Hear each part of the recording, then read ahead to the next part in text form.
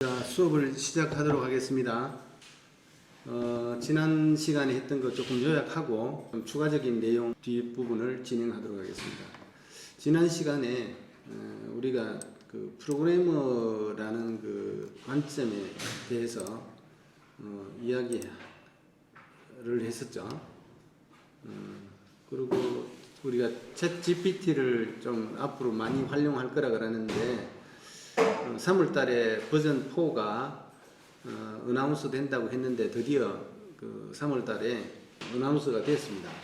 그래서 버전 4가 지금 어나운스 됐다고 오픈 AI 그 사이트에 들어가 보면 잘 나옵니다. 그 오픈 AI를 한번 들어가 보면 나오죠. Introducing GPT-4 오픈 AI's most advanced system 해가지고 이렇게 나오고 그 사용 방법은 똑같습니다. 요 인터페이스는 변함이 없는데 다만 지금 버전 자체가 이게 올라 있습니다. 그래서 try chat GPT 하면 이렇게 나오죠. 그래서 앞으로 프로그래머로서 여러분들이 이렇게 성장을 할 때 이 챗 GPT를 활용하면 굉장히 자기 능력이 챗 GPT의 능력과 더불어 이렇게 훨씬 일치월장할 수 있기 때문에 잘 활용하기 바랍니다. 그리고 챗 GPT가 이제 여러분들이 뭐 알고 있는 사람도 있을 건데 단순히 그냥 질문 던지고 이렇게 하는 것도 있지만 얘가 가지고 있는 그 행동 자체가 응답하는 이런 어떤 행위 자체가 굉장히 인간의 특성과 굉장히 많은 부분에 있어서 닮아 있습니다. 그래서 학습에 대한 부분하고 그다음에 인간이 그 뇌 구조나 이게 그 세포 구조, 뉴런 그다음에 이제 이런 그 신경 소자들이 전달되는 그 과정이 파라메타가 그 1조 개 정도 이렇게 사용이 된다고 하는데 지금 현재 버전 4가 1조 개 정도 이렇게 사용하는 것으로 지금 소개가 되고 있습니다. 그래서 단순히 우리가 이 채팅창을 통해서 질문을 하고 응답을 내리는 그것뿐만 아니라 파라메타라는 게 있어요. 실제 그거에 대해서 질문을 던져보면 ChatGPT에서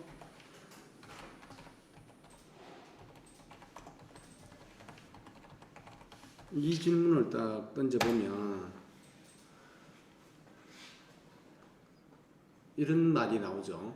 이런 거는 여러분들이 알고 있을 수도 있고 뭐 아마 대부분 모를 것 같은데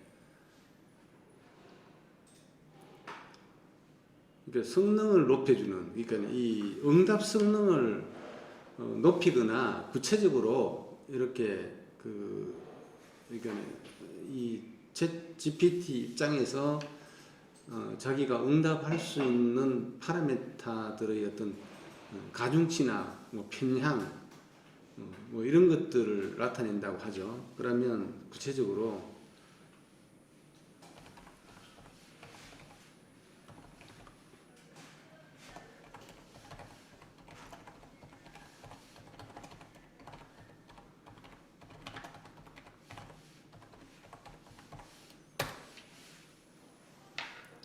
대표적으로 사용할 수 있는 파라미터를 알려주세요 하니까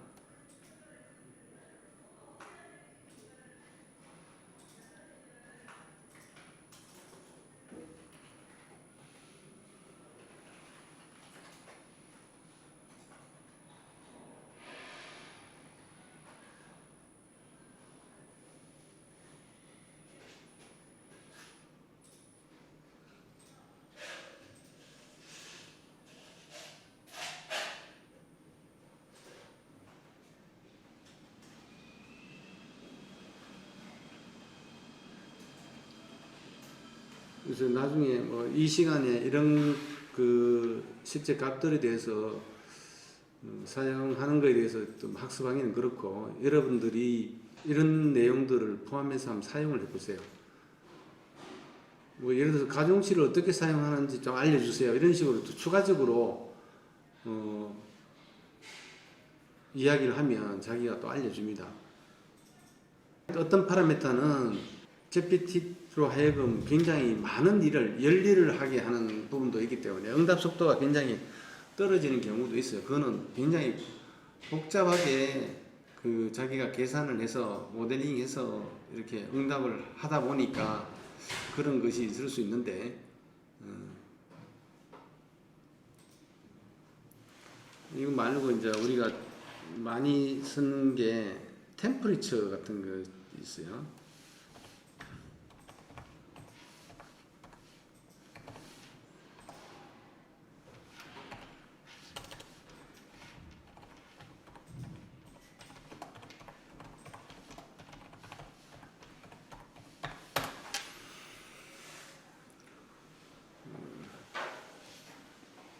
이건 하이퍼 파라미터입니다.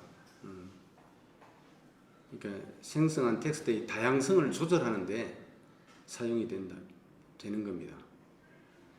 그래서 이거는 어떤 확률 값으로 주기 때문에 그래서 0과 1 사이의 값을 줄 수 있죠.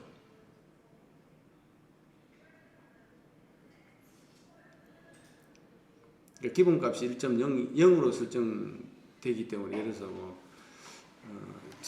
딱 완전히 정확한 것들만 추려서 오는데 0.8, 0.7 이렇게 주면 가능성이 0.7 이상인 것에 대해서 이렇게 템퍼리처를 0.7로 해서 응답을 주세요 하면 또 다른 응답을 내놓고 하는 그런 성격이 것입니다. 그래서 이런 파라미터들이 엄청나게 많습니다. 그래서 이런 것들을 사용함으로 인해서 오픈 AI가 챗 GPT가 굉장히 세부적으로 이렇게 응답을 줄 수 있는 거죠. 자, 요거는 나중에 일단 한번 이런 파라미터라는 게 있다는 거를 또 좀 알아두세요. 자, 일단은 우리가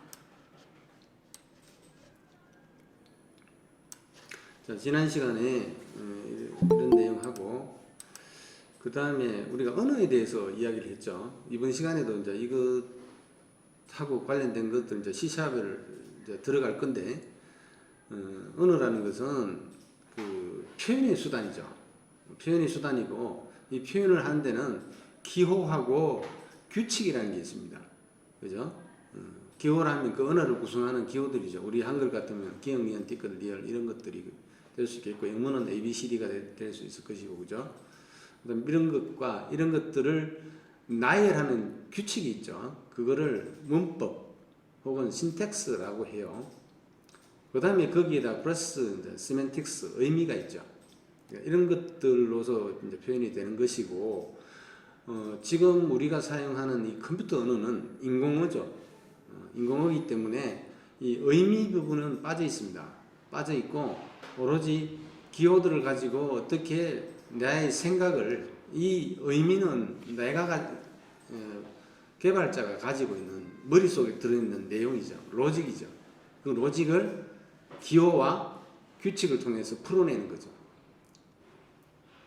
그래서 이제 여기서부터 진짜 우리가 개발자라고 했을 때 기본적으로 반드시 알아야 될 부분입니다. 그래서 컴퓨터 프로그램은 결국은 인공어이고 이런 기호와 룰을 가지고 있는데 이 컴퓨터 프로그램은 무엇으로 구성되어 있냐면 자료 구조와 알고리즘으로 구성되어 있습니다. 그러니까 문제풀이 하는 것을 컴퓨터한테 시키는 거죠. 그렇게 했을 때 그 문제를 풀기 위해서 가져야 될 자료 구조라는 게 있어요. 자료를 표현하는 거죠. 그 자료를 가공해서 내가 원하는 결과로 이렇게 풀어가는 것들을 우리는 알고리즘이라고 합니다.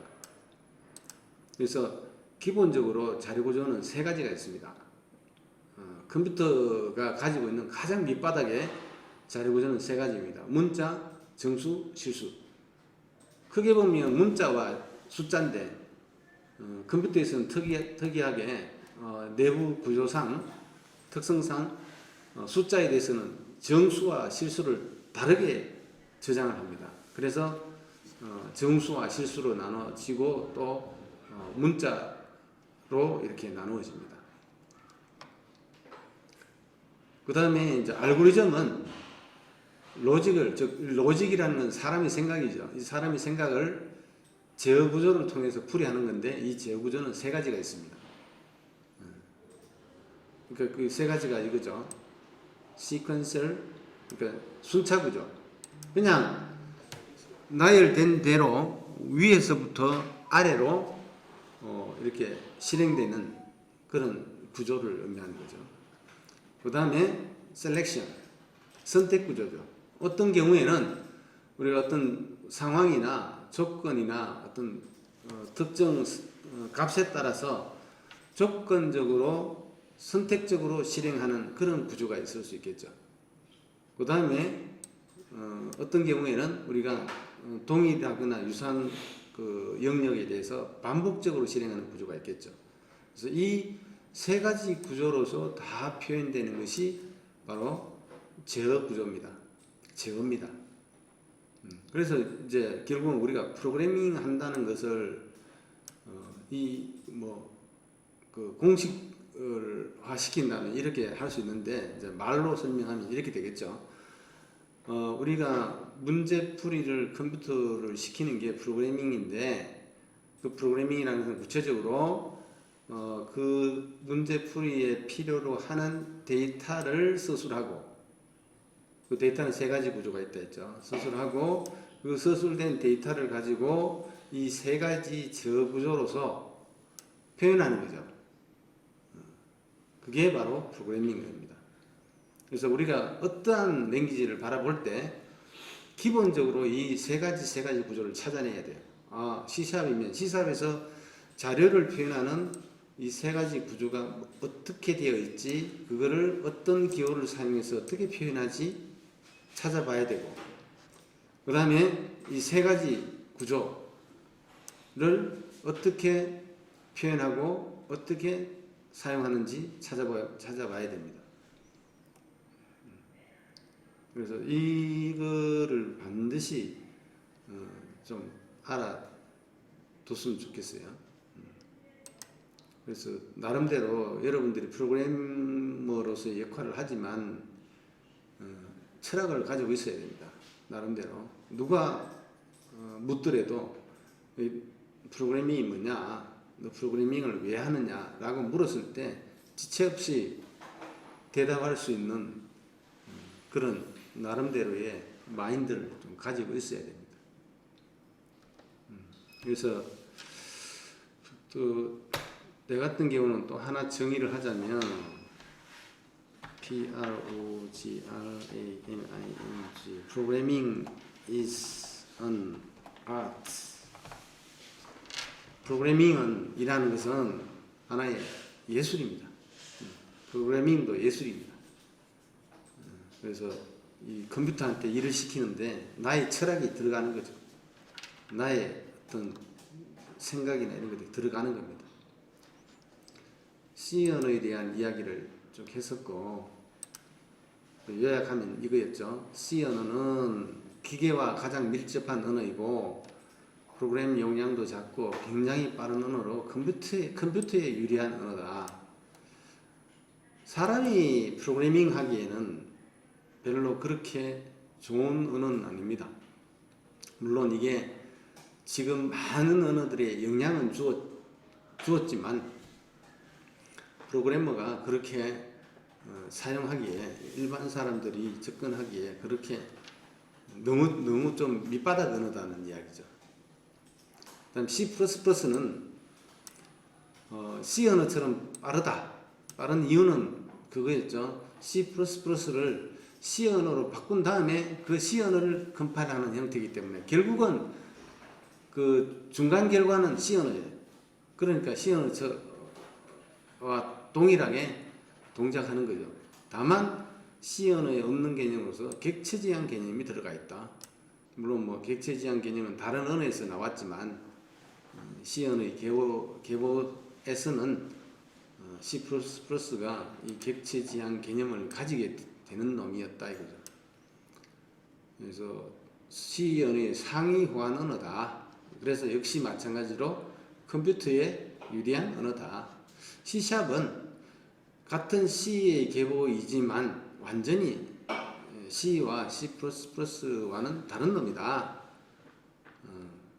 그래서 회사용 엔터프라이즈 시스템에 적합하다. 이거는 그 C 언어하고 비교하는 것보다 차라리 자바 언어와 비교하는 게 맞다. 그래서 자바와 C샵은 문법이 비슷하다.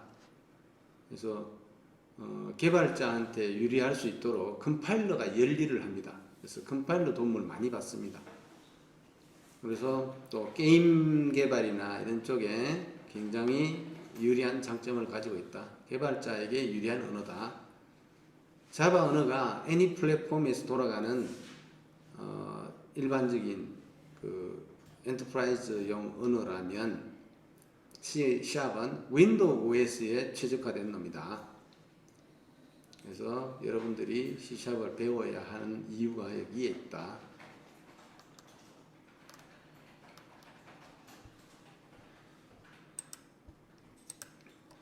그래서 C++와 C샵 그 차이를 이야기했었죠.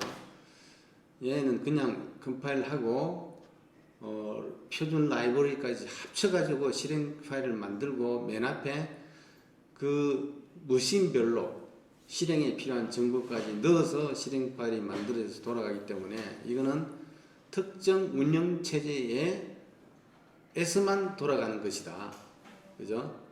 그래서 이 특정 운영 체제뿐만 아니라 한번 컴파일된 내용을 네트워크를 통해서 전달하고 해서 다른 머신에서도 돌아갈 수 있게 할 수 없을까 해서 만든 모델이 이런 모델이죠. 대표적인 게 자바입니다. 그래서 여기까지는 똑같아요. 그래서 내가 작성한 프로그램을 바이트 코드라는 오브젝트 코드로 만들고 그다음 표준 라이브러리도 바이트 코드로 되어 있어 가지고 얘를 합쳐 가지고 전체적으로 실행 가능한 바이트 코드로 만듭니다. 그 앞쪽에 머신에 관련된 내용이 없죠. 그래서 얘를 실행하기 위해서는 그 운영체제상에 자바 버추얼 머신 같은 것들이 있어야 됩니다. 설치가 되어 있어야 됩니다. 실행할 때 실행을 도와주는 프로그램이라고 생각하면 됩니다. 그래서 다른 말로 RTS, 런타임 서포트 시스템이라고도 합니다. 그래서 얘가 이런 바이트 코드를 해석하기 때문에 이 자바 버추얼 머신만 운영체제에 깔려 있으면 머신에 운영체제에 관계없이 돌아가는 거죠. 이 바이트 코드가. 그게 자바의 실행 모델입니다. 그래서 여전히 여기에 표준 라이브러리가 붙어 있죠. 그래서 사이즈가 어느 정도 됩니다. 근데 또 이제 생각을 했죠. 이 표준 라이브러리 다 똑같죠? 그죠? 다 똑같은데 굳이 이 실행 코드에 이렇게 많은 용량을 차지하면서 붙어 있을 필요가 있을까 해서 만든 모델이 이런 모델입니다. 이 대표적인 게 C샵이죠. 그냥 순수하게 이 내가 작성한 프로그램에 대한 내용만 컴파일하는 거죠. 컴파일하고 자 이런 놈이 지금 라이브러리도 내 실행 파일에는 라이브러리도 없고 그 다음에 실행에 필요한 그 코드도 없죠. 순수한 내가 작성한 프로그램에 대한 코드만 있게 되죠. 그래서 대신에 얘가 실행하려면 이게 이제 .NET 같은 이것도 마찬가지로 런타임 서포트 시스템이라고 보면 돼요. 근데 얘는 뭘 가지고 있냐? 자바와 같은 버추얼 머신에다가 얘가 그 프로그램마다 동일한 표준 라이브러리를 같이 가지고 있습니다. 그러니까 이 코드만 있어도 돌아가는 거죠. 이 코드만 있어도 돌아가는 거죠. 그래서 .NET 스타일의 기반의 그 그러니까 런타임 서포트 시스템은 버추얼 머신의 기능과 표준 라이브러리를 얘가 같이 가지고 있어가지고 이 그러니까 결국은 네트워크를 통해서 움직이는 것들은 이놈이죠. 요 코드만 있으면 되니까 굉장히 라이트 웨이트, 그러니까 가볍죠. 그러니까 네트워크에 부담도 없고, 그래서 인터넷 환경에 굉장히 적합한 언어다, 이렇게 보면 되겠죠. 그래서 네트워크에 최적화된 컴파일러다. 그래서 지금 우리가 돌리는 C샵은 이런 관점이다 는 것을 알고 사용을 해야 되겠죠. 이거는 이제 웹기반의 개발자 테크 드리고, 지난 시간에 우리가 이 두 가지를 이제 여러분들이 이제 웹 개발자가 되기 위해서, 물론 웹을 짜려면 이제 여기다가 이제 하나를 더 설치를 해야 되는데, 그건 또 나중에 그거 할 때 하고, 일단은 지금 현재 비주얼 스튜디오 코드라는 것, 일반적으로 우리가 뭔가를 개발할 때는 두 가지가 필요해요. 한 가지가 IDE라고 Integrated Development Environment, 그러니까 통합된 개발 환경, 코딩도 하고, 그 다음에 컴파일도 하고, 그 다음에 디버깅도 하고 하는 이런 것들을 할 수 있는 그게 필요한데, 그게 마이크로소프트 제품 같은 경우는 각 그 랭귀지마다 그게 존재하죠. 그래서 마이크로소프트 제품 같은 경우는 비주얼 스튜디오라고 전용 IDE 환경이 있죠. 있음에도 불구하고 우리는 왜 굳이 비주얼 스튜디오 코드를 사용하느냐 하면, 이거는 일반화된 제너럴라이즈된 IDE 환경입니다. 그래서 꼭 C샵뿐만 아니라 C와 C++를 비롯해서 자바도 이걸로 컴파일하고, 이걸로 개발하고, 파이썬도 이걸로 개발하고, 그 다음에 여러 가지 HTML도 이걸로 개발하고, 그래서 좀 더 일반화된 형태의 개발 환경으로서 이 비주얼 스튜디오 코드를 사용합니다. 특히나 이 비주얼 스튜디오 코드 자체가 MS사에서 만든 텍스트 편집 툴입니다. 타입스크립트 언어를 기반으로 한 오픈소스 프로젝트입니다. 그래서 그렇기 때문에 마이크로소프트에서 만든 것이기 때문에 문제가 발생하면 마이크로소프트의 그 훌륭한 엔지니어들의 도움을 충분히 받을 수 있다는 장점이 있죠. 그래서 이거는 사용할 만하고, 대신에 이게 일반 비주얼 스튜디오처럼 굉장히 이렇게 특화된 서비스는 얘가 기본적으로는 가지고 있지 않습니다. 대신에 수많은 확장이 존재합니다. 이 확장을 통해서 얘가 가질 수 있는 단점들을 보완할 수 있고, 또 다양한 언어들을 사용한 개발에도 통합적으로 사용할 수 있다는 거. 그래서 일단 비주얼 스튜디오 코드를 설치를 해야 되고, 그 다음에 아까 .NET 개발 환경, 결국은 이게 .NET 기반의 아까 버추얼 머신 플러스 .NET 라이브러리를 같이 가지고 있다고 했는데, 그 라이브러리들을 이 비주얼 스튜디오가 컴파일 할 수 있고 또 코딩을 할 수 있도록 하기 위해서 .NET SDK를 소프트웨어 디벨롭먼트 키트죠. 얘를 같이 설치를 해야 됩니다. 그래서 순서적으로 보면 그 .NET SDK부터 먼저 설치하고 비주얼 스튜디오 코드를 설치하는 게 맞습니다. 이걸하면 이제 얘를 설치했을 때 얘를 끌고 와야 되기 때문에 얘를 먼저 해놓고 얘를 설치하는 게 맞습니다. 그리고 설치를 해놓고 나서 확인을 해야 돼요. 지난번에 그러니까 설치는 간단하죠. 이 사이트 해당하는 사이트에 가서 사이트 주소도 몰라도 돼요. 그냥 검색 엔진에 다운로드 비주얼 스튜디오 코드 이렇게 하면 거의 대부분 맨 처음에 나오는 사이트가 그 다운로드 하는 사이트입니다. 그래서 앞에 다운로드라는 말을 넣어서 검색을 하면 그 다운로드 사이트를 바로 찾아가게 해줍니다. 그 다음에 이것도 마찬가지다. 다운로드 .NET SDK 하면 최신 버전을 설치할 수 있도록 합니다. 그래서 어쨌든 설치를 하고 나서 그래서 여기 설치하는 과정입니다. 지난 시간 했기 때문에 요거는 지금 생략하기로 하겠습니다. 그 다음에 거의 끝나는 무렵에 한글 언어팩 설치하는 게 있었죠. 그 다음에 .NET SDK 역시 마찬가지로 다운로드 .NET SDK for Visual Studio Code X64 이렇게 구체적으로 하면 딱 그놈으로 바로 가서 다운로드 받을 수 있게 해주죠. 자, 설치하고 난 다음에 이 패스를 인식하는지 안 하는지 이 .NET을 확인을 해봐야 됩니다. 그래서 확인하는 방법은 명령어 창에서 검색에 CMD라고 적었어요. CMD. 그러니까 커맨드 창이죠. 커맨드 창에서 엔터 딱 쳤을 때 여기서 .NET을 실행해 보세요. .NET을 설치하고 난 다음에 이게 제대로 패스가 잡혀 있어서 동작하는지 하지 않는지 확인을 하는 게 .NET init 이게 컴파일러 이름입니다. 그래서 엔터 딱 쳤을 때 이게 나와야 됩니다. 이게 나오면 이게 이제 제대로 동작을 한다는 뜻입니다. 터미널인가요? 네?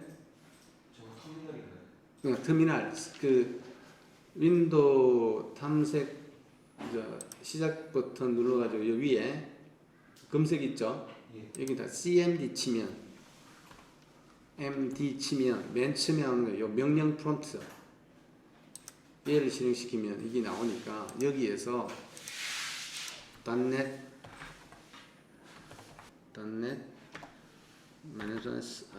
-info 딱 하면 이제 이렇게 나옵니다. 그러면 지금 현재 버전이 7.049 아키텍처가 X64 버전이고 그다음 그다음에 .NET SDK 설치된 위치가 이렇게 나와죠. 프로그램 파일스 안에 밑에 .NET SDK 프로그램 파일스 안에 그러니까 확인이 안 되면 C 드라이브에 내 PC에 C 드라이브에 프로그램 파일스 안에 .NET 이게 설치되어 있어야 돼요. 여기에 .NET 있고 요 패스가 잡혀져 있어야 됩니다. 없어 프로그램 파일스 C 드라이브에 프로그램 파일 다음에 어디로 갔다? 프로그램 파일스 안에 보면 .NET이라고 있어요. 네, 있어요. 그래서 이걸 지금 확인을 해봐야 돼요. 이거 안 되면 이 상태에서 안 되면 비주얼 스튜디오 코드 안에 들어가서도 못 잡아온다는 이야기예요. 그러면 뭐가 문제냐? 뭐가 문제냐면 바로 패스가 자기가 인식을 못하는 상태라서 그래. 그래서 패스를 넣어줘야 되는데 원래 이거 설치하면 그 패스를 잡아주는데 이게 뭐 중간에서 뭘 잘못하거나 하면 그런데 일단 설정으로 들어가세요. 여기서 설정. 지금 요거 있죠. 톱니바퀴 모양. 톱니바퀴 모양. 얘를 실행을 시키면 이렇게 나와요. 여기 보면 쭉 내려보면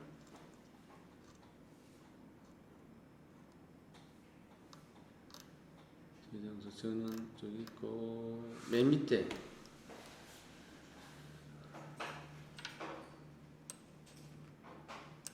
환경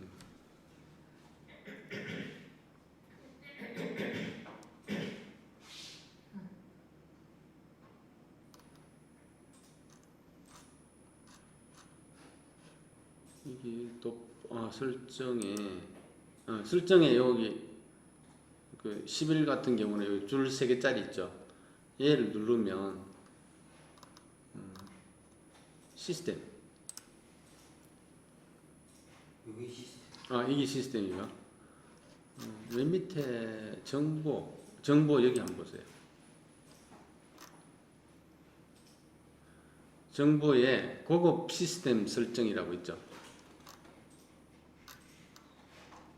이 중간쯤에 자, 고급 시스템 설정에 들어오면 여기 밑에 환경 변수라고 있어요. 그죠? 아까 시스템에 중간쯤에 보면 고급 시스템 설정이 있어요. 지금 지금 내 PC가 윈도우 11입니다. 그래서 윈도우 11 기준입니다. 이제 윈도우 10하고 이렇게 찾아가는 게 조금씩 달라요. 근데 어쨌든 시스템 속성 안에 들어오면 이걸 알 수 있는데 고급 쪽에 들어오면 환경 변수라고 있어요. 얘를 눌러보면 여기 패스라고 있어요. 그러니까 지금 사용자 유저에 대한 패스가 있고 시스템 변수에 대한 패스가 두 개가 있어요. 그래서 요 패스를 눌러봤을 때 여기에 들어가 있어야 돼요. 유저 프로파일 요거 또 .NET 요거 또 툴스 혹시 있나? 예, 있어요. 있고 뭐 하나 더 추가되어 있긴 한데. 그 다음에 요 밑에 또 시스템 쪽에도 보면 패스라고 있어요. 얘를 또 더블 클릭해 보면 맨 밑에 이건 둘 다 들어가 있는데 프로그램 파일스 마이크로소프트 VS 코드 빈 그 다음에 C 드라이브 프로그램 파일스 밑에 .NET 여기 등록돼 있나? 네, 그건 있는데 저거 VS 저건 없는데요. .NET 다 되죠? 네. 네. 되지? 자 이렇게 하면 그 비주얼 코드를 설치를 했을 때 비주얼 코드를 실행을 해봅니다. 여기 일단 윈도우 상에서 패스가 잡혀 있으면 혹시 안 됐을 경우에는 아까 이야기했던 것처럼 시스템에 이 환경 변수 쪽에 패스가 .NET에 관련된 패스가 등록되어 있어야 되는데 혹시 없으면 안 될 수도 있으니까 확인해 보라는 이야기죠. 그러고 이제 비주얼 스튜디오를 실행을 시킵니다. 자, 그러면 비주얼 스튜디오가 실행이 되면 맨 처음에 뭐 준비사항이 조금 필요해요. 준비사항이 조금 필요한데 여기 위에 메뉴나 혹시 요거 눌렀을 때 메뉴 나온 것 중에 파일 메뉴에 아니면 이 검색창을 눌렀을 때 개발 환경에 대한 폴더 위치를 물어올 수 있습니다. 거기 화면이 어느 거냐면 어떤 화면이 나는 지금 진행이 되어버려 가지고 지금 이렇게 나오는데 그래서 탐색을 눌렀을 때 새 폴더가 물어오거나 아니면 여기 새 파일이고 여기 새 폴더입니다. 그러면 내가 응용 프로그램을 C#을 위해서 응용 프로그램을 개발하기 위한 폴더가 하나 존재를 해야 돼요. 그 폴더를 시작점으로 잡아줘야 지금 보는 것처럼 이렇게 나는 C#이라고 줬어요. 그래서 이 폴더가 안 만들어져 있으면 새 폴더를 눌러가지고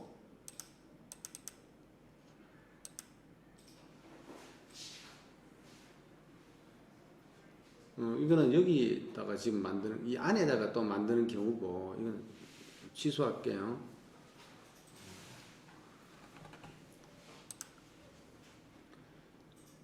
안에다 만드는 경우고, 이게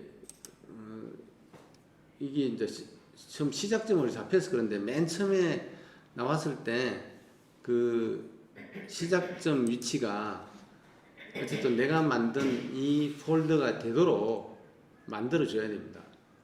그때 거기까지 만들었던 거. 그죠? 네. 그러면 거기다가 이것까지 만들어져 있나? 그거 오일 썼었어요. 응? 그거 만들다가 네, 오일. 그거 아. 만들었어요. 자, 그러면 이 상태에서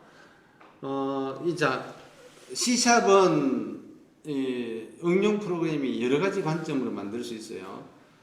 지금 보는 것처럼 이런 터미널에다가 그냥 문자 단위로 결과를 이렇게 내보내고 이 화면 차면 또 올라가고 이런 뷰의 그냥 아주 단순한 응용 프로그램을 짤 수 있고, 그다음 윈도우용 응용 프로그램을 짤 수도 있고, 그 다음에 게임용 응용 프로그램을 짤 수도 있고, 웹용 응용 프로그램을 짤 수도 있고 그래요. 그거에 따라서 이 구성하는 그 체계가 달라요. 그래서 일단은 지금 이제 여러분들 시작하는 입장이니까 요 터미널에 출력되는 걸 콘솔용 프로젝트라고 해요. 그 콘솔용 프로젝트를 하나 만들어 보도록 하겠습니다. 그게 일단은 이 창을 열어야 되겠죠. 여러분들 이 창 안 열려 있죠? 네. 자, 그거는 여는 방법이 여기서 밑에 터미널이라고 했죠. 새 터미널을 누르면 이게 생깁니다. 이런 식으로. 그러면 이 오른쪽에 이제 터미널 이걸 파워쉘 창이라고 해요. 그래서 이걸 왔다 갔다 하면서 이렇게 할 수 있는데 일단은 요 상태 이게 나왔죠. 이제 그죠? 자, 그러면 이제 요런 콘솔용 여기에 출력할 수 있는 이 터미널에 출력할 수 있는 응용 프로그램 구조를 하나 만들기 위해서 자, 여기다가 단넷 일단 단넷이라고 쳐보세요. 아까 윈도우에서 똑같이 그 동작하는 그 메시지가 나와야 돼요. 그럼 패스가 잡혀 있다는 여기서 인식을 한다는 뜻이. 어차피 걔를 이용해야 되기 때문에 여기서 이게 돌아가야 돼. 되죠? 네. 자, 그러면 콘솔용 지금 현재 위치가 C샵으로 잡혀져 있어야 됩니다. 이렇게.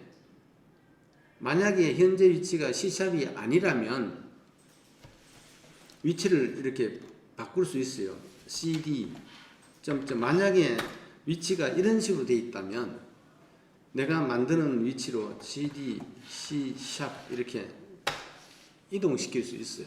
그러면 현재 위치가 이렇게 패스로 나오죠. 그냥 CD하고 파일 이름 적으면 되는 건가요? 폴더 이름.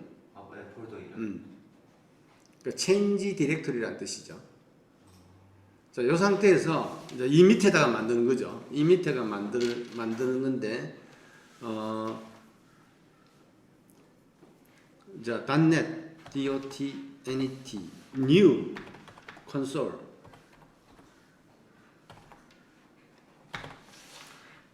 하게 되면 이제 새로운 게 하나 만들어집니다. 내 같은 경우는 이미 만들어져 있어가지고 이런 메시지가 나오는 겁니다. 그래서 덮어쓰려면 이 템플릿을 덮어쓰려면 이게 덮어쓰려면 여기서 force 뒤에 .NET New Console force라고 주라고. 내 같은 경우는 저렇게 해야 되는 거죠.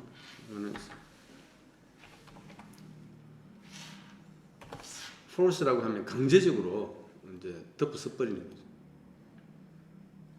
입력하나요? 네? 폴스도 입력하나요? 이미 만들어져 있는 경우에는 지금 똑같은 놈을 못 만드는 거니까. 그러니까 위에 게 변해버렸죠. 네. 그죠? 위에 게 force 해가지고 덮어서 버린 거예요. 그래서, 이게. 자, 그러면 이게 어떤 면에서 보면 지금 이제 비주얼 스튜디오 코드를 깔아가지고 처음으로 사용하게 된 보통 뭐 테스트하는 프로그램이 대부분 헬로 월드 이거죠. 그래서 이왕이면 자 일단 얘를 실행을 한번 해보죠. 왼쪽에 이제 프로젝트 구조가 이렇게 나왔고 자 실행은 .NET run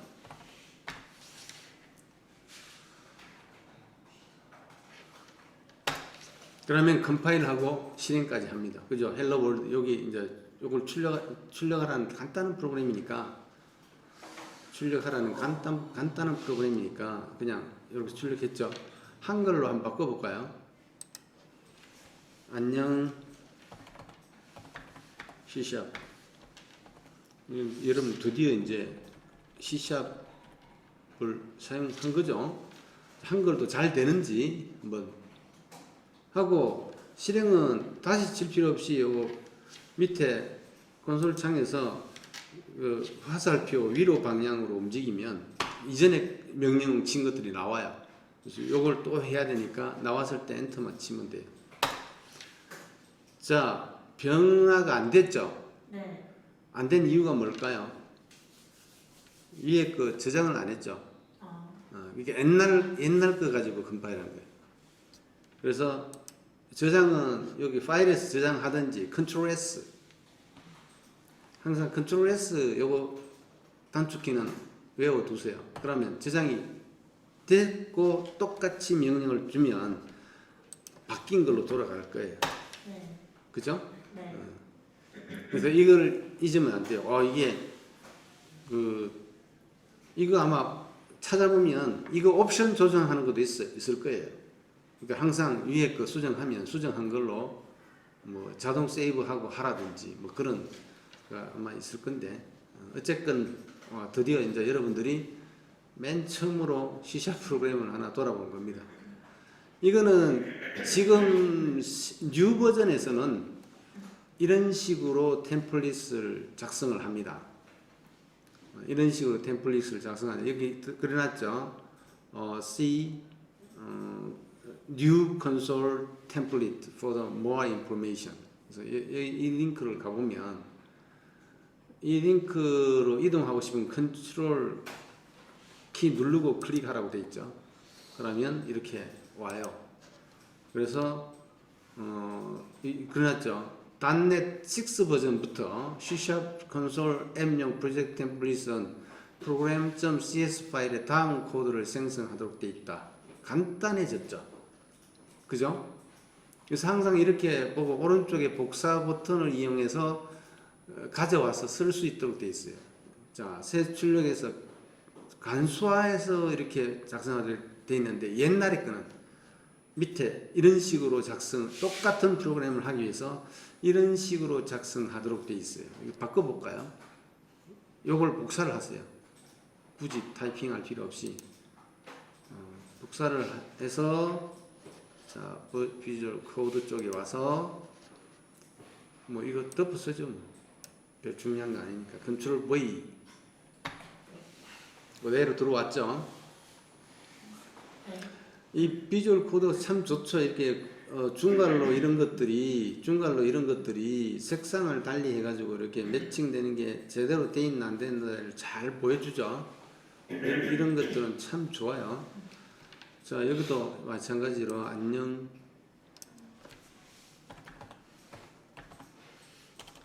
C#이라고 하죠.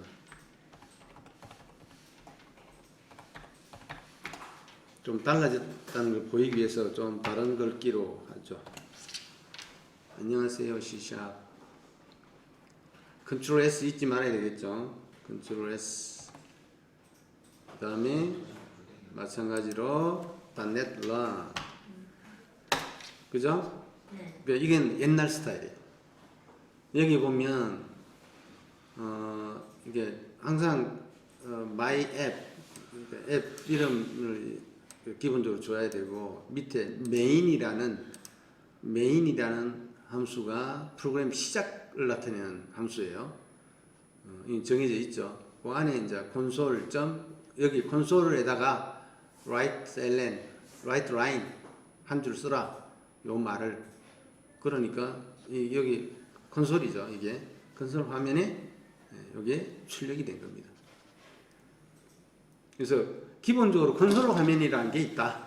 그거는 그냥 이렇게 캐릭터 디바이스로 캐릭터 형태로 입출력을 할 수 있는 그런 화면이다. 이렇게 생각하면 돼요. 자, 이제부터는 우리가 결국은 이제 앞으로 우리가 콘솔 프로그램만 놓고 본다면 이 위에 코딩을 열심히 하고 컴파일 시키고 열심히 하고 이 두 가지 작업을 수도 없이 하는 거죠. 그렇죠? 근데 귀찮죠? 뭐 할 때마다 .NET 쳐야 되고 런 해야 되고 그죠? 귀찮죠? 이 버튼이 여기 버튼상에 이 .NET 런이라는 게 있으면 좋겠죠. 이거 실행시킬 수 있는 버튼이 있으면 좋겠죠. 그죠? 비주얼 스튜디오는 기본적으로 있어요. 근데 이거는 비주얼 스튜디오 코드니까 그게 별도로 없어요. 자, 그걸 이제부터 이제 뭘 할 거냐면 좀 우리가 개발을 하는데 필요로 하는 몇 가지를 확장을 할 거예요. 자, 지금 진행된 게 이거 다 이겁니다. 자, 이제 확장을 좀 해볼 겁니다. 이제 왜 이게 귀찮으니까 최소한 실행시키는 버튼이 여기 좀 있었으면 좋겠죠. 네. 그죠? 자, 그게 그래서 이 단넷은 그러니까 비주얼 스튜디오 코드는 여기 밑에 왼쪽에 이 확장이라고 있는 게 있죠. 여기서 아주 다양한 확장들을 해줄 수 있는데 여기에서 이제 뭘 해줄 수 있냐면 이런 이 버튼, 그러니까 실행 요 단넷 런 이건 매번 타이핑하기 귀찮으니까 그냥 버튼 만들어 놓고 여기다 버튼을 만들어 놓고 이거 누르면 그냥 실행되게 그렇게 해주고 싶어서 확장을 눌러보세요. 전에 우리 설치하면서 C샵에 대한 거를 이건 지금 설치되어 있죠? 네. 두 개가 있어야 돼요. 한글 그 언어팩하고 요건 설치되는 과정에서 아마 나와서 눌러서 돼 있을 거고 그 다음에 C샵이 확장돼 있어서 지금 당연히 C샵이 되는 거고 마찬가지로 이제 요걸 뭐라고 하냐면 코드 러너라고 해요. 코드 러너를 쳐보세요. 코드 RUN RUN까지만 치면 나와요. 맨 처음에 거. 뭐 여러 가지 나오는데 다 필요 없고 이건 언어별로 이렇게 있는 거고 요거 보면 C도 되고 C++도 되고 다 여러 가지 되는 거예요. 요 오른쪽에 설치 누르세요. 이 안에 C샵도 있죠. 요 설명해 보면 그러니까 되는 거예요. 설치 중 설치됐죠. 설치됐어요. 여기 생겼죠. 그죠? 그럼 이거 누르면 되냐? 눌러보세요. 오류 뜰 거예요.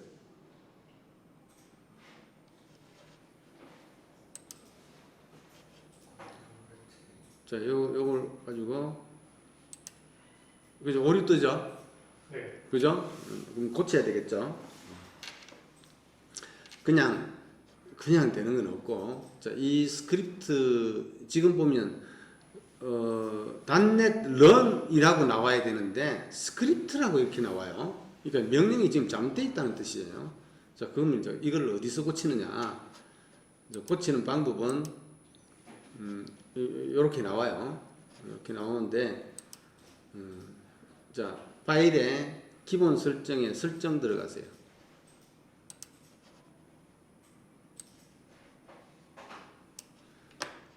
파일에 기본 설정. 이제 여기에 이제 여러분 제법 많이 들어와야 되기 때문에 요 그 단축키 외워두세요. 컨트롤 쉼표입니다.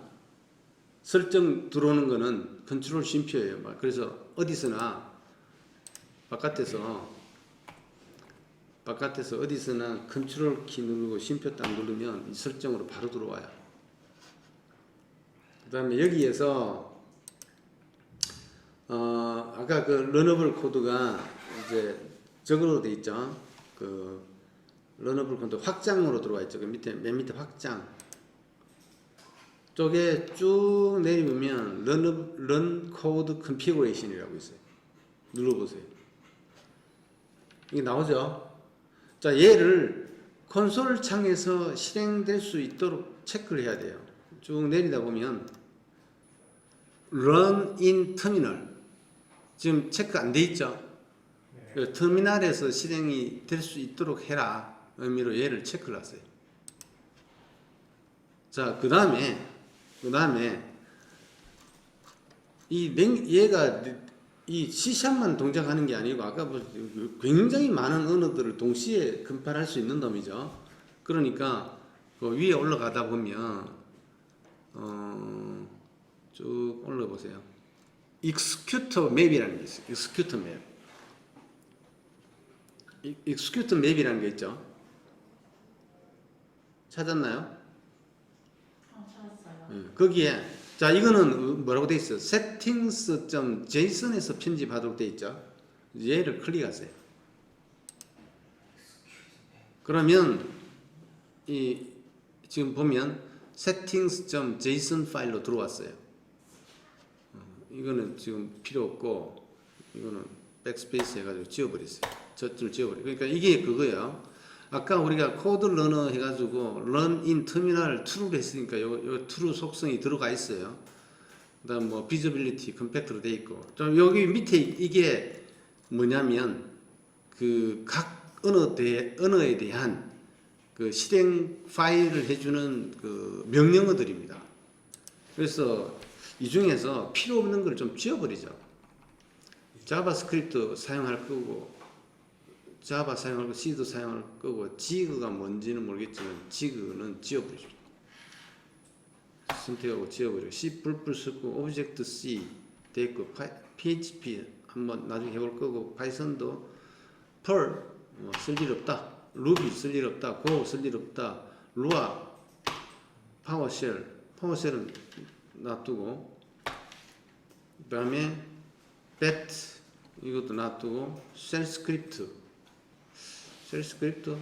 뭐 놔두고 F# 혹시 모르니까 놔두고 여기 C샵이에요. 아까 밑에 스크립트 하면서 오류 났죠. 그러니까 얘가 실행된 거예요. 그럼 얘를 뭘로 바꿔야 되겠어요? 얘를 뭘로 바꿔야 되겠어요?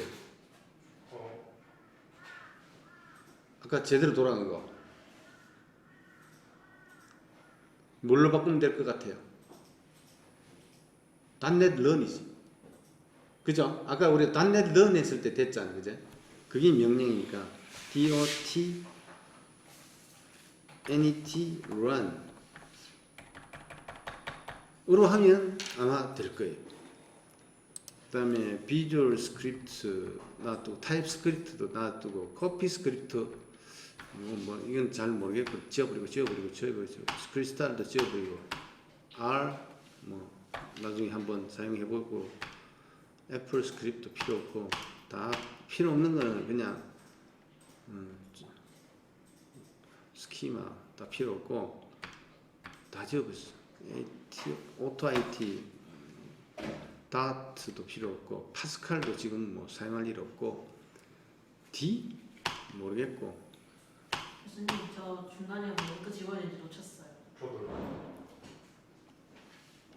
내가 지워놓고 보여줄 테니까 캣도 필요 없고 거기도 필요 없고 사스 레스 필요 없고 포트란 필요 없고 SML 다 필요 없고 좀 그냥 심플하게 만드는 거예요. 그리고 맨 끝에 거는 콤마를 지우고 자, 이 정도만 놔두고 다 지우세요.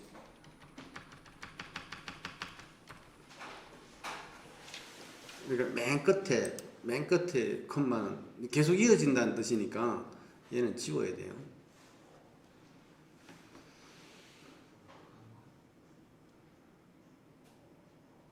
그냥 놓쳐버렸어요. 아니, 그러니까 이거 보고 그거 말고 그 앞에 거부터. 앞에 건 뭐? 그 확장 저거 버그 나는 거예요. 아니 놓쳤네. 무슨 확장? 그 확장에다가 확장에서 뭐 꺼야 되는 거였나 켜야 되는 거였나. 그거는 여기서 이걸 넣어주면 돼. 그거 켜고 끄고 하면 여기 true로 되거든. 요 줄이 없을 거야 아마 그거 안 했으면. 그지? 이름이 뭐죠 그게? 코드 러너 점 run in terminal. 설정에서는 조금만 더 내려가면 run in terminal.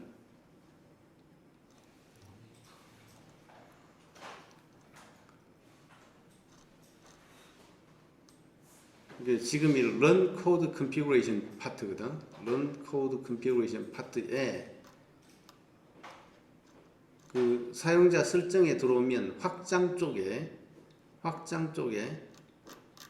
쭉 내려오면 run configuration 누르면 이게 run configuration에 관련된 게 쭉 나오는데 예. 이 중에서 run in terminal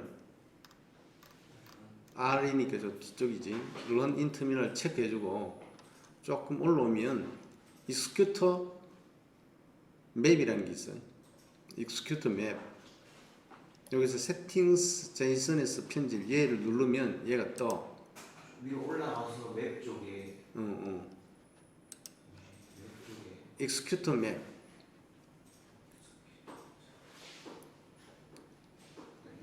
그 NP의 그램 쪽에 있는 거예요.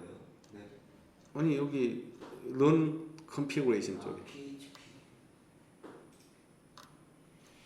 그러니까 run configuration을 누르면 run configuration으로 바로 가니까 거기서부터 조금만 내려오면서 execute map이라고. settings.json에서 편집이니까 누르면 얘가 떠. 그래서 이 파일을 지금 보는 것처럼 요거 놔두고 요것만 놔두고 나머지는 다 지워라 이거지. 간단하게 하기 위해서. 그래서 다른 언어를 또 추가를 하게 되면 그 언어가 필요한 것들 또 여기다 넣어줘야 돼. 지금 자바, 자바스크립트, C, C++, 오브젝트 C, PHP, 파이썬, 파워쉘, 뭐 배치 파일, 쉘 스크립트, F샵, C샵, VB 스크립트, 타입 스크립트, R, ATOIT 얘는 자동으로 지금 돼. 이 버튼하고 연결돼 가지고 확장자 명에 따라서 지가 알아서 컴파일을 해. 근데 여기 없는 것들은 안 되는 거지. 딜리트하고 삭제하면 삭제되나요 이거? 응? 선택하고 맨 앞에서 이렇게 선택하면 한 줄이 선택이 되지. 그래서 딜리트 키 누르면 백스페이스를 눌러. 됐지? 여기도 중요한 게 저장해야 되지. 컨트롤 S. 이제 지금 몇 가지 자주 사용하는 것들은 외우세요. 이거는 뭐 수도 없이 쓰는 거니 컨트롤 S 저장하는 거. 얘 설정 불러오는 거 컨트롤 쉼표. 컨트롤 S 저장했어요. 이제 해보세요.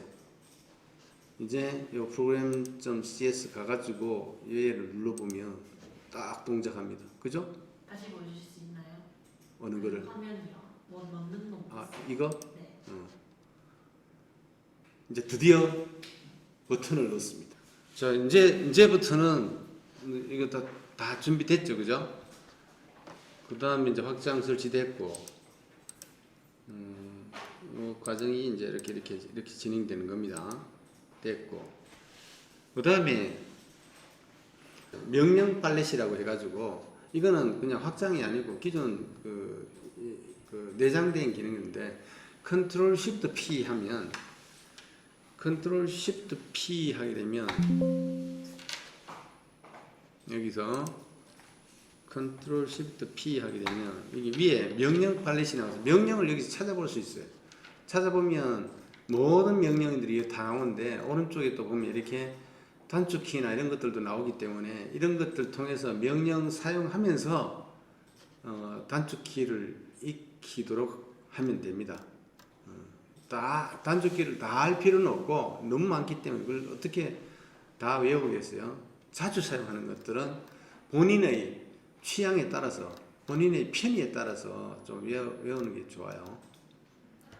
그래서 명령, 이걸 명령 팔렛이라고 한다. 명령 팔렛은 여기도 있어요. 여기 왼쪽에 맨 밑에 관리 쪽에 보면 명령 팔렛이라고 있죠. 단축키가 컨트롤 쉬프트 P죠. 이건 내장된 거예요. 그 다음에 머티리얼 테마는 이 화면 자체에 대한 색상. 보통 이제 이거를 권장하기도 하고 이거를 제일 많이 쓰는데 검은색 바탕에 이런 것들을 자기 취향에 맞게 다양하게 해주는 게 머티리얼 테마예요. 이거는 다 확장해서 이거 찾아보면 돼요. 뭐 material 하면 이렇게 쭉 나오죠. 머티리얼 아이콘 여기 있고 그 다음에 머티리얼 theme 있고 그죠? theme 아이콘이 있고 그냥 theme이 있고 그죠? 요 두 개를 설치해보라는 이야기죠. 여기서는 하지 않겠습니다.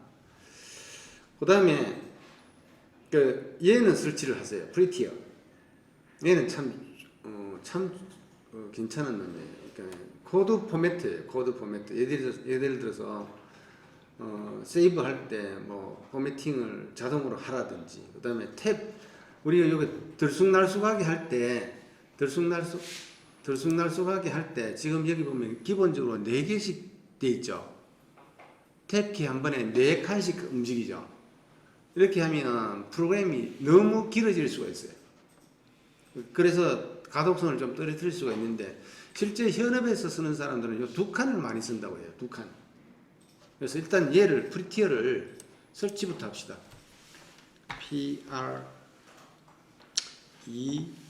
PRE만 치면 아마 나오고, 요거 요놈이에요. 요놈. 프리티어.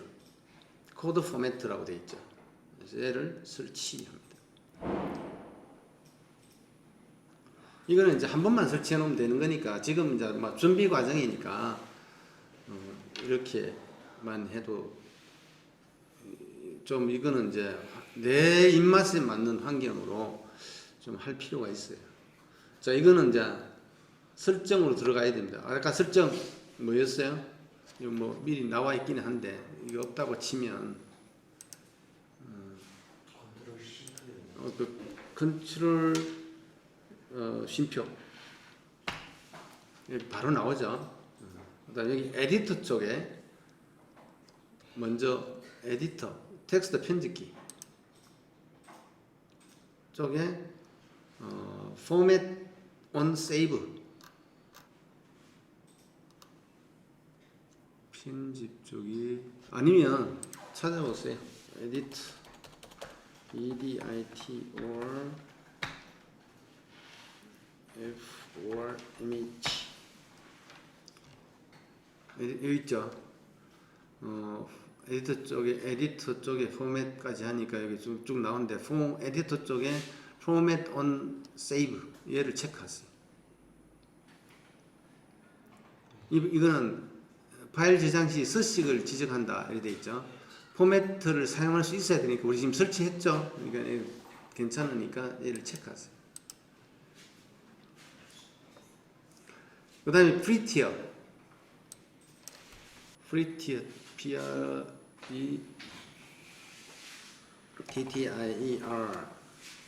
쪽에 탭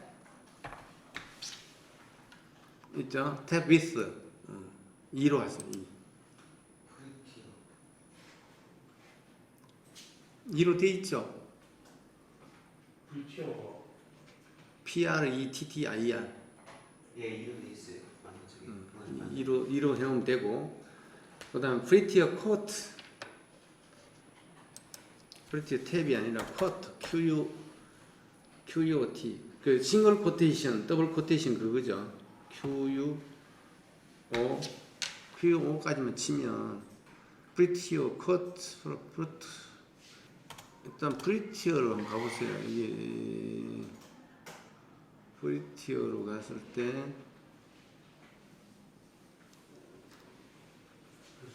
교수님 불티어 다운로드를 받았는데 검색해도 안 나오는데 그럼 어떻게 된 건지. 다운로드 받고 설치했나?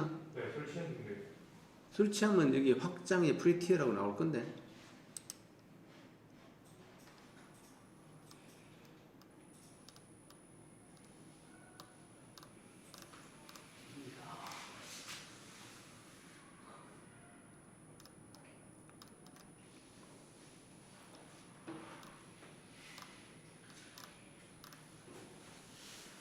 여기 프리티어 싱글 코트네. 그냥 코트가 아니고 싱글 코트. 프리티어 쪽에 있는 거죠. 이걸 체크해. 체크하고,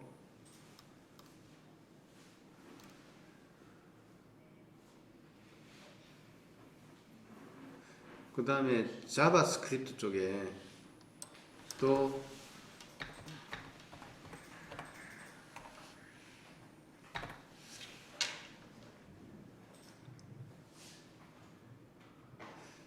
자바스크립트 쪽에 있는 QU 딱 나오네. 여기 오토로 되어 있는 걸 싱글로. 그다음 타입스크립트. 우리가 문자를 이렇게 입력할 때 싱글 코테이션을 할 수도 있고 더블 코테이션을 할 수 있는데 싱글 코테이션 기본으로 하겠다 이 말이에요. 무슨 차이가 있나요? 어? 무슨 차이가 있나요? 싱글 코테이션을 사용해도 되고 더블 코테이션을 둘 다 사용이 가능한데 둘 중에 하나를 내가 선호해서 쓰겠다 이 말이에요. 별로 차이가 없는 건가요? 그래서 차이는 없어. 근데 이런 경우는 있지. 문자 안에 싱글 코테이션이 들어가야 된다. 그러면 더블 코테이션으로 해야 되겠지. 아, 그래요? 싱글로 하면 이게 잘못 인식 여기서 끝나버리도록 인식이 돼 버리잖아. 그지? 또 문자 안에 더블 코테이션이 들어가야 된다면 싱글 코테이션을 하면 되지. 그래서 기본을 일단 싱글 코테이션을 열고 닫고 하는 걸 하겠다 이 말이야. 문자일 경우에. 그 책의 예제들이나 이런 거 보면 거의 대부분 싱글 코테이션으로 돼 있어. 그래서 그게 기본으로 하겠다 이 말이지. 그다음 타입스크립트. 얘도 마찬가지로 오토로 돼 있는데 싱글.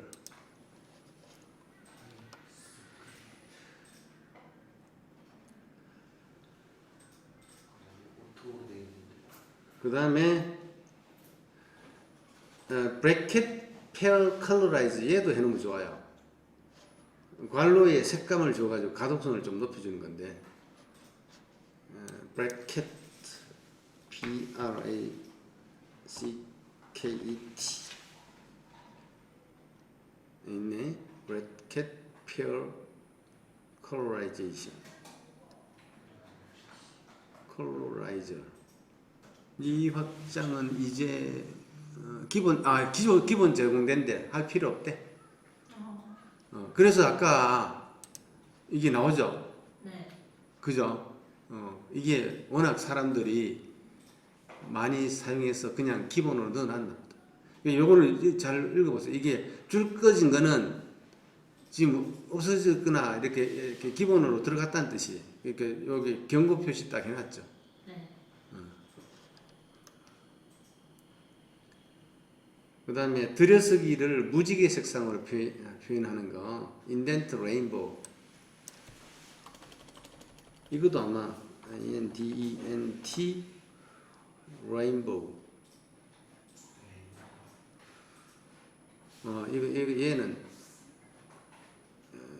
얘는 설치를 하면 좋겠네.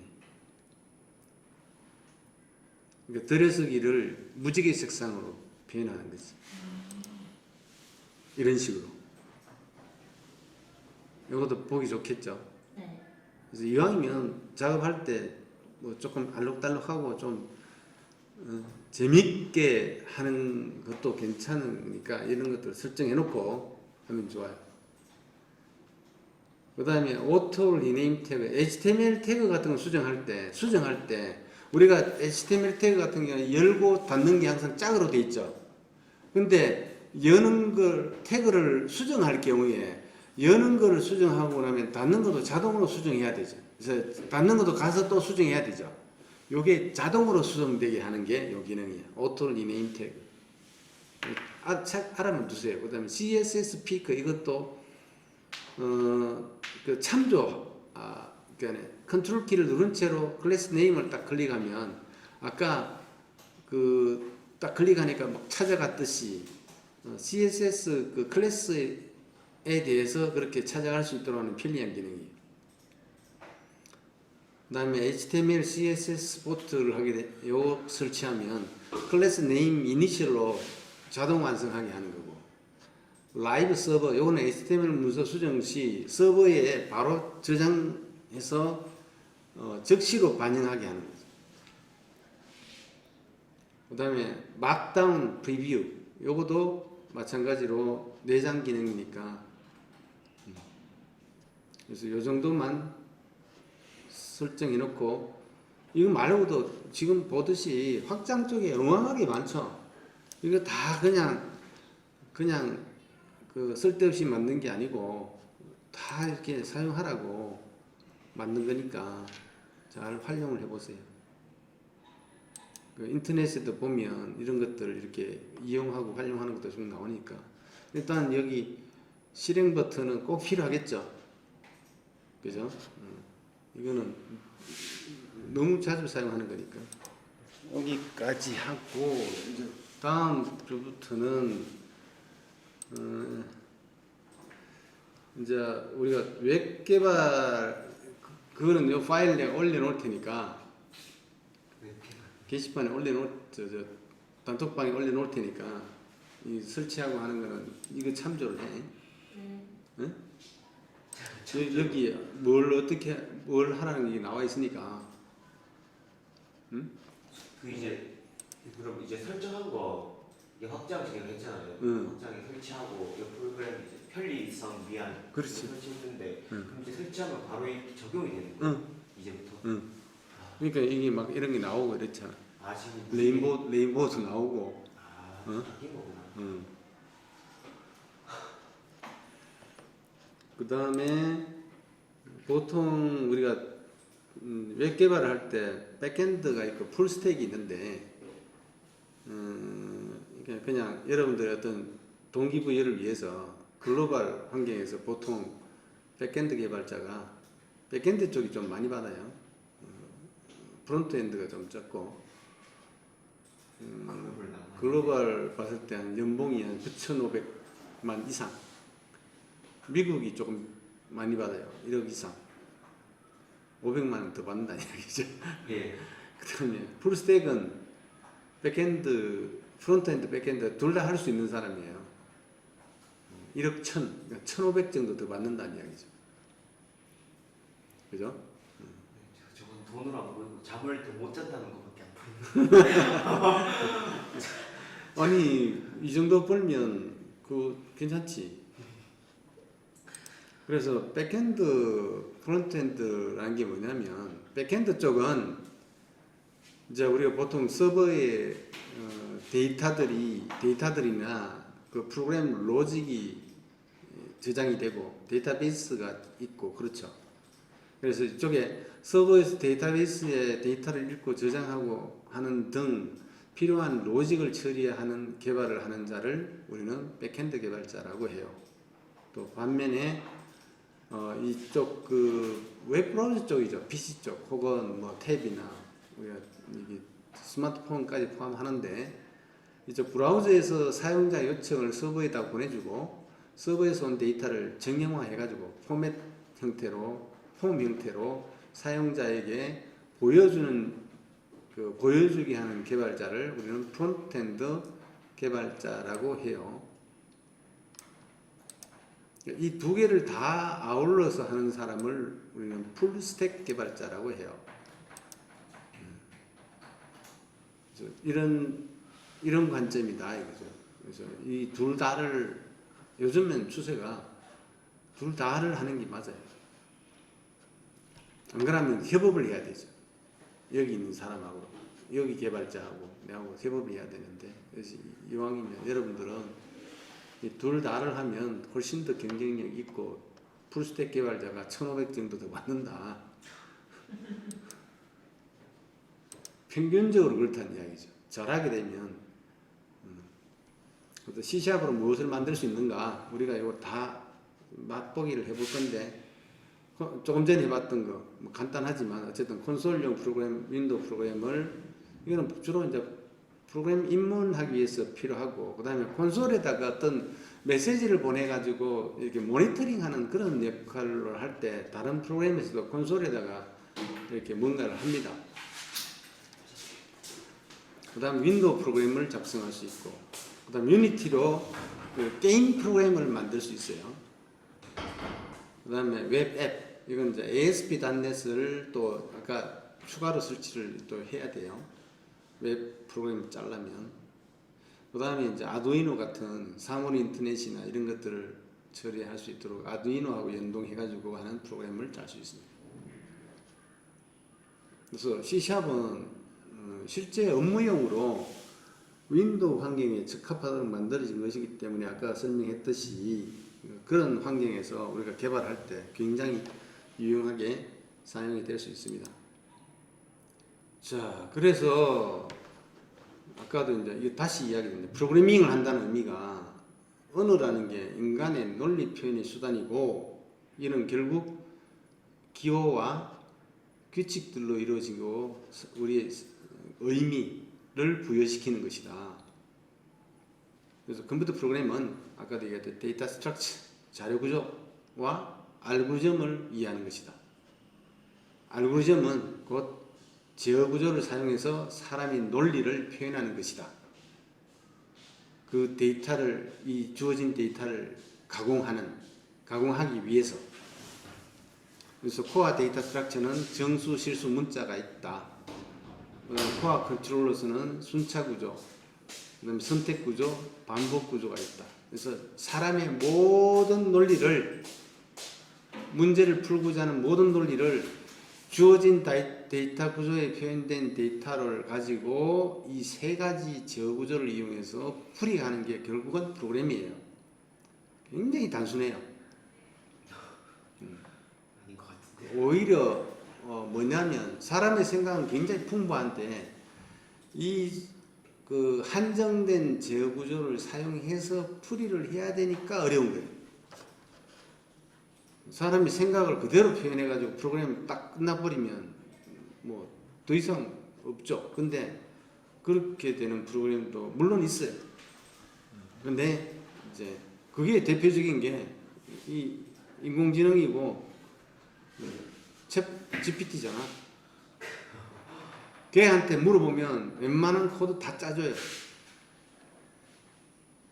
그래서 결국은 어떤 랭귀지를 볼 때 기본 자료 구조와 제어 구조의 기본 자료 구조가 이게 정수, 실수, 문자를 어떻게 표현하고 순차 구조는 뭐 그냥 있는 거 수술하면 되는 거니까. 그다음에 선택 구조가 어떤 것이 있고, 그다음에 루프 구조가 어떤 것이 있는가를 찾아봐야 돼. 맨 처음에는. 그러고 나서 이 자료 구조를 좀 더 사람 관점에서 사용하기 쉽도록 만들어주는 확장된 자료 구조가 있어요. 또 확장된 제어 구조가 있어요. 그런 것들이 또 다양하게 어떤 것인가 보면 돼요. 그 다음에 필요 라이브러리를 확인합니다. 이 라이브러리가 엄청나게 많아요. 말 그대로 도서관처럼 오만 책이 다 있듯이. 다만 이거는 필요에 의해서 내가 찾아봐야 되지. 이걸 다 공부하고 찾아본다는 거는 시간상 안 됩니다. 프로그램 몇 수십 년 짠 사람들도 아직도 모르는 라이브러리가 있을 정도니까.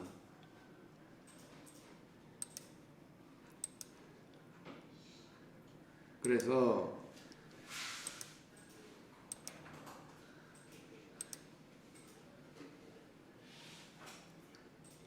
그 다음으로 필요 라이브러리를 이제 확인하는데 이때 챗 GPT를 활용하면 돼요. 이게 여기 앞에 들어가야 되는데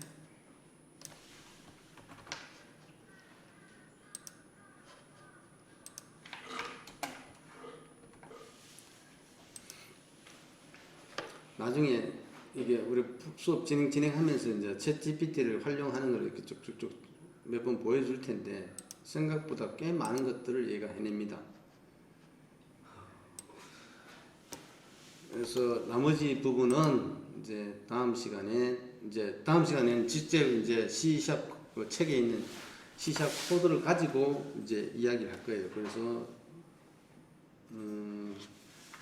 이제 페이지로 따지면 이제 3장 41페이지부터 진행할 겁니다. 그러니까 변수라는 게 뭔지부터 시작해서 이 변수에 대한 개념들. 그래서 이제부터 이제 본격적인 프로그램 개발자로서 이제 시작을 하게 되는데 여러분들 마음가짐을 조금 새로이 했으면 좋겠고 처음에는 조금 이제 기본은 단순하게 코딩 가지고 하다가 이제 바로 좀 뒤에 프로그램 큰 거 가지고 이렇게 진행을 할 겁니다. 그리고 디버깅 하는 거. 결국은 처음부터 완벽하게 이렇게 코드가 길어지면 완벽하게 짤 수가 없기 때문에 문법적인 거는 컴파일러가 체크를 다 해줘요. 100% 이건 룰에 입각해서 하는 언어이기 때문에 100% 체킹이 가능합니다. 컴파일러의 오류는. 그건 컴파일러가 알아서 해줘요. 에러 메시지만 잘 보면 됩니다.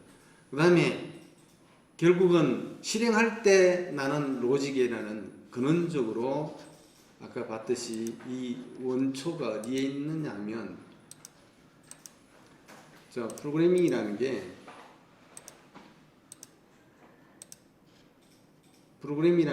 쭉 가보면 로직에서 끝나죠. 이 로직은 사람의 생각이에요. 이게 틀리면 컴파일러는 이 오류에 대해서는 체킹을 못 해줘요. 단연히 문법적인 거는 100% 맞으면 그냥 넘어가요. 논리가 틀린 부분에 대해서는 사람의 생각 자체가 틀린 것이기 때문에 그거에 대한 오류를 찾아내는 게 디버그입니다. 그래서 디버깅도 자동 개념은 아니고 이런 거 찾을 때도 이제는 챗 GPT를 또 잘 활용하면 논리적인 오류에 대해서도 챗 GPT가 조금 코멘트를 줄 수 있을 겁니다. 이렇게 했는데 이 코드에 대해서 어떤 오류가 난다. 그 원인을 분석해 달라. 뭐 이런 식으로 질문을 던져도 되고. 하여튼 하고 지금부터는 이제 환경이 다 갖춰졌죠.